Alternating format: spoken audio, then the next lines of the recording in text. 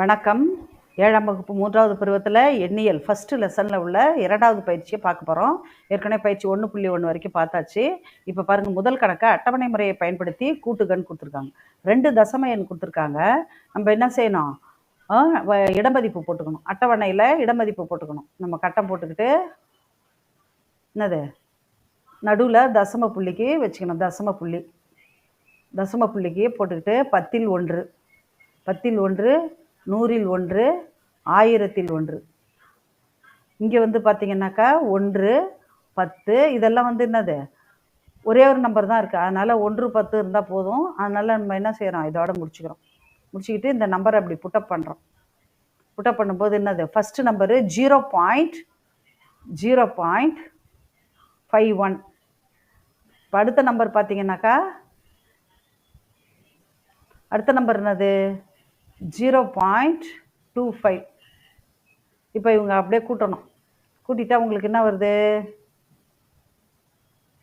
இந்த அட்டவணை பெருசாக போட்டுக்கலாம். ஸ்கேலில் அழகாக இருக்கும். இது வந்து உங்களுக்கு பார்க்குறதுக்கு நல்லா இல்லை, அதனால் நீங்கள் அழகாக போட்டுக்கோங்க. 0. இங்கே நம்ம லெஃப்ட் சைடு, அதாவது ரைட் டு லெஃப்ட் தான் ஆட் பண்ணணும். அப்போ 1 + 5 = 6, 5 + 2 = 7. 0, அதாவது 0.76. இந்த 5ஐயும் 1ஐயும் ஆட் பண்ணிக்கணும். இந்த 2ஐயும் 5ஐயும் ஆட் பண்ணிக்க வேண்டியதான். ரொம்ப ரொம்ப சிம்பிள். 2வது இடமதிப்பு அட்டவணை முறையை பயன்படுத்தி கூட்டுகன்றதால அட்டவணை போட்டுக்கிட்டோம். அடுத்தது நம்ம இடமதிப்பு பற்றி நம்ம செய்கிறோம். இப்போ பாருங்கள், 2வது கணக்கு இடமதிப்பு அட்டவணையை பயன்படுத்தி கூட்டுக. இடமதிப்பு நம்ம போட்டுக்கிறோம். இங்கே பாருங்கள், ஃபஸ்ட்டு எண்ணு 25.8, இது வந்து 18.53. 25.8, 25 என்ன செய்யணும், இங்கே 5, இங்கே 2 போட்டுக்கணும். இங்கே புள்ளி வச்சு இங்கே வந்து என்னது 8 போட்டுக்கணும். 10ல் 1. இங்கே பாருங்கள், அடுத்தது 2வது நம்பர் என்னது 18.53. இங்கே 8, இங்கே 1, இங்கே வந்து 5, 3. நீங்கள் அட்டவணையை போட்டு கூட்டினீங்கன்னா எளிமையாக இருக்குன்றதுக்காக அட்டவணையை போட சொல்கிறாங்க. நீங்கள் என்ன செய்யணும், இங்கே 3 கூட்டினீங்கன்னா மேலே நம்பர் இல்லை இல்லையா, அதனால் 3, 8, 5, 13க்கு 3 மீதி 1. இங்கே புள்ளிக்கு நேராக புள்ளி, இந்த 1 மீதி இருக்கிறது இங்கே வந்துடும். நீங்கள் ஆஸ் யூஷுவல் கூட்டல் மாதிரி தான் போட்டுடணும். இப்போ வந்து என்ன செய்யணும், 5 3 13, 14, 1 ரிமைண்டர் இருக்கு இல்லையா, அதனால் 1. ஸோ இங்கே என்னது 2 1 3, 3 1 4. அப்போ 44.33. 44.33 தான் ஆன்சர். அப்படியே நீங்கள் மனப்பாடமாக கூட நீங்கள் என்ன செஞ்சிடலாம், போட்டுடலாம். நீங்கள் மனக்கணக்காகவே போட்டுடலாம். இப்போ ஒன்றுது 5க்கு நேரம், அதாவது 2வது ஸ்தானத்தில் நம்பர் இருந்தாலும் 3 வந்துடும். 5யும் 8யும் கூட்டினா 13க்கு மீதி 1. இங்கே வந்து 5யும் 8யும் கூட்டினா 13, 14க்கு 4 மீதி 1. 2 1 3 3 மீதி வேறு 1 இருக்கிறதால 44.33 ஆன்சர் வரும். இப்போ அதே போல் 2வது கணக்கு பாருங்கள். இப்போ 17.4, 23.435. இந்த 100ல் 1க்கும் என்னது 100ல் 1க்கும் நம்பர் வந்துருக்கு. 10ல் 1, 100ல் 1, 1000ல் 1. இதுக்கு நேராக நம்பர் இல்லைன்னா ரொம்ப ரொம்ப ஈஸி, அப்படியே எடுத்து போட்டுற வேண்டியது தான் கூட்டலுக்கு மட்டும். பாருங்கள், 4 4 8, இங்கே வந்து 10க்கு மீதி 1 4. அப்போ 40.835 தான் இதுக்கு விடை. இதே கழித்தல் கேட்குறாங்க. கழித்தலுக்கு நம்ம என்ன செய்யணும், அந்த அட்டவணையை பயன்படுத்தி என்ன செய்யணும், நம்ம 0.46 மைனஸ் 0.13 அட்டவணையை பயன்படுத்தி போடணும். இப்போ முழு எண்ணில் 0 தான். என்னது தசம எண்ணுக்கு புள்ளி வச்சுக்கிறோம், உங்களுக்கு கோடு போட்டுக்கிறோம். இப்போ தசம எண்ணில் புள்ளி வச்சுக்கிறோம். இங்கே 4, இங்கே 6. 2வது நம்பர் என்னது 0.13. இப்போ இவங்களை கழிச்சிட்டா என்னது 6ல் 3 போயிடுச்சுன்னா 3, 4ல் 1 போயிடுச்சுன்னா 3 புள்ளி. அப்போ 0.33 தான் இதுக்கு விடை. இடமதிப்பு அட்டவணை பயன்படுத்தி கீழ்கண்டவற்றினை கழிக்க. அதே தான், ரொம்ப ரொம்ப ஈஸி. இப்போ என்ன செய்யணும், இவங்களை தலையில் போட்டுக்கணும். 9.23 இப்போ இந்த 1ல் 7 போகுமா, போகாது, கடன் வாங்கி கழித்தல். இப்போ 13ல் இவனை 13 ஆக்கிடுறான். 13ல் ஆமாம், இந்த அதாவது 1ல் 7 போகாது, அதனால் 3லேருந்து 1 கடன் வாங்கி 11ன்னு போட்டுக்கிறோம்.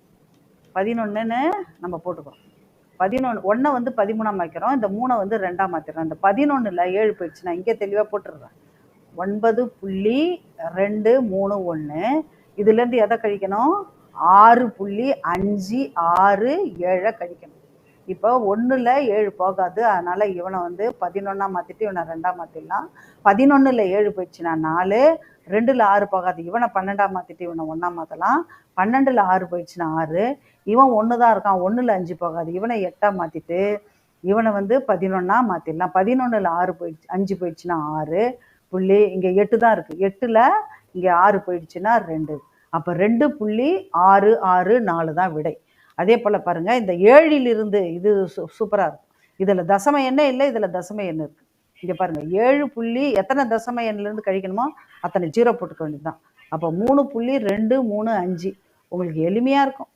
கழித்தல் தெரிஞ்சுக்கிட்டா போதும், புள்ளிக்கு நேராக தான் புள்ளி வரணும். இந்த புள்ளிக்கு நேராக இந்த புள்ளி விடையிலும் அதே நேர் புள்ளி தான் வச்சிடணும்.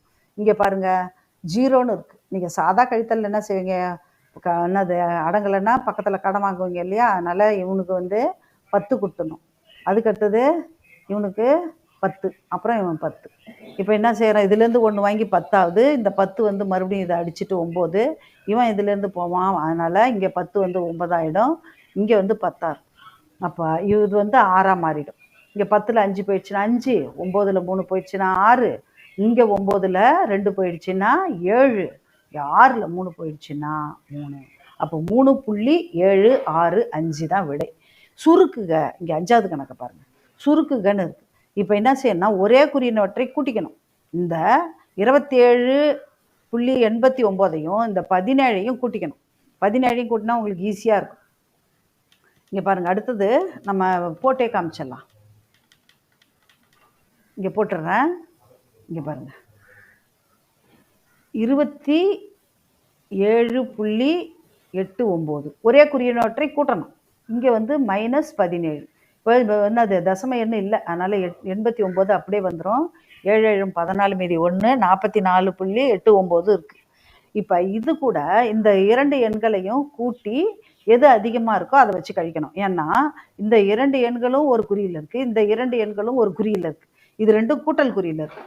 இதை பார்த்தீங்கன்னா கூட்டினீங்கன்னா உங்களுக்கு என்ன வரும், 35ஐயும் 23ஐயும் கூட்டணும், 5 இந்த 17, இந்த 17ஐயும் 27.9 இதை கூட்டி இங்கே வச்சுருக்கோம். அப்போ நம்ம 5ஐயும் 4ஐயும் கூட்டினா 9, 5ஐயும் 4ஐயும் கூட்டினா 9. அதுக்கு அடுத்தது